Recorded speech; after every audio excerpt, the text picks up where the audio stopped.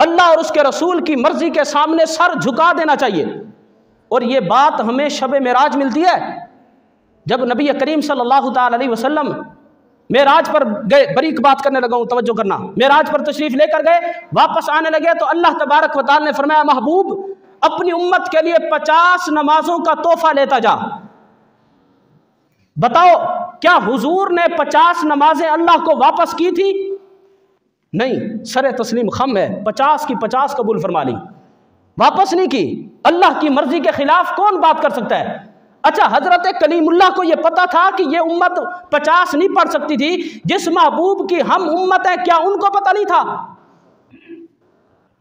दूर के आदमी को पता है, हजरत कलीमुल्लाह हजरत मूसा को पता है कि वो बता रहे हैं, बार बार कहते हैं महबूब मेहरबानी फरमाए वापस जाए, कम करा के आए। क्या हुजूर को पता नहीं था कि मेरी उम्मत नहीं पढ़ सकेगी? सब पता था। हुजूर अलैहिस्सलातु वस्सलाम को जब 50 नमाजें मिली, सबको सीने से लगाया, 50 की 50 नमाजें लेकर वहां से रवाना भी हो गए। फिर अल्लाह की मर्जी हुई कि हजरत कलीमुल्लाह को रास्ते में खड़ा किया और कहा, ए कलीम तू मेरे महबूब को कह दे, महबूब आपकी उम्मत 50 नहीं पढ़ सकेगी, जाओ अल्लाह की बारगाह में वापस कुछ कम करा के आओ।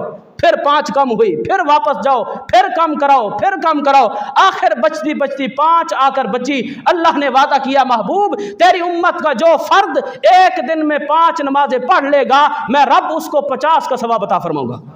यह अजमत क्यों मिली? क्योंकि हुजूर ने 50 की 50 नमाजों को सीने से लगाया। अगर वापस कर देते और फौरन अर्ज कर देते, या अल्लाह मेरी उम्मत नहीं पढ़ सकेगी, फिर 5 का ही सवाब होता।